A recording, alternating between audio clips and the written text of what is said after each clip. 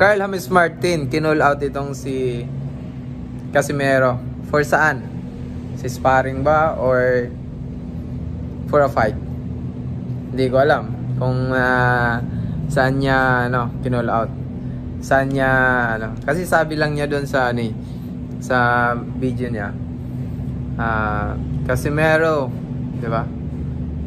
Umanda ka na. Ganun lang yung sabi niya. So actually, kung maglalaban sila for honest opinion, maglalaban si Carl James versus Cuadro Alas. Malamang hindi abutan ng isang round nitong si Hindi abot ng isang round nitong si Carl James Martin. So kita naman natin yung power talaga ni Cuadro Alas sa 120, 122 and bantam, ganun, super talaga.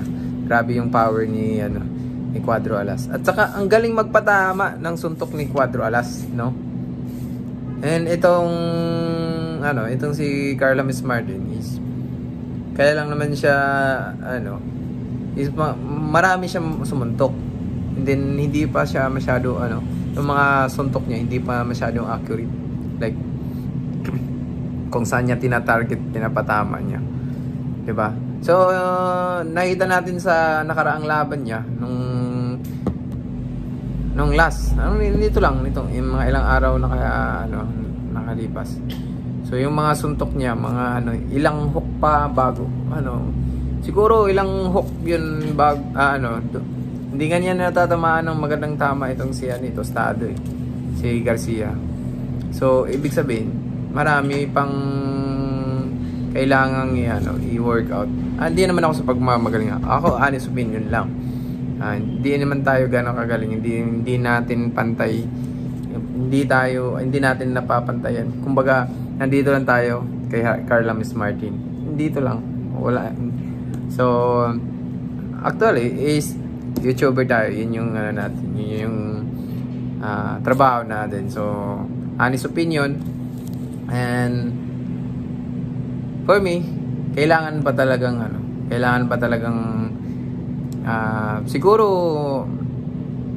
for fights na mga magandang kalaban.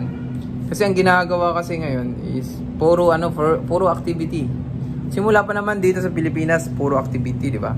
Wala namang magandang kalaban Wala namang magandang kalaban siya na talagang lumalaban ng pinaka natis lang talaga siya kay Ronnie Baldonado, no? Doon lang talaga siya natis. Ang late pa ni Baldonado, galing yun sa 108, di ba?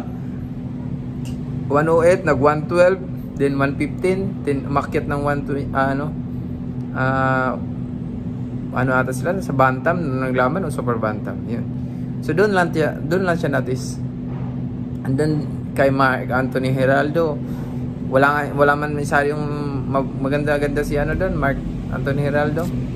And the last na mga nakakalaban niya medyo galing nga sa abroad pero piliin naman.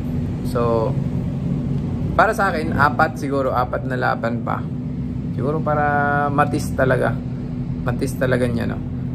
Yung ganong siguro mga kahit sila Racy Alim or sila mga Anthony yung mga nasa yung nakalaban ko na si Chanoy Warawat, yung nakalaban ni Sam Goodman doon sa tawag doon sa ranking nila sa number 1. Number 3 yun sa world si Chanoy Warawat sa WBC.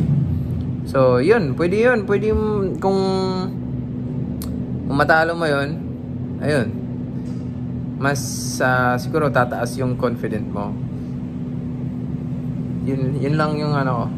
And then kung maganda-gandang bago siya ilaban sa mga world. Kung mag world title fight siya o ano bang plano nila ngayon?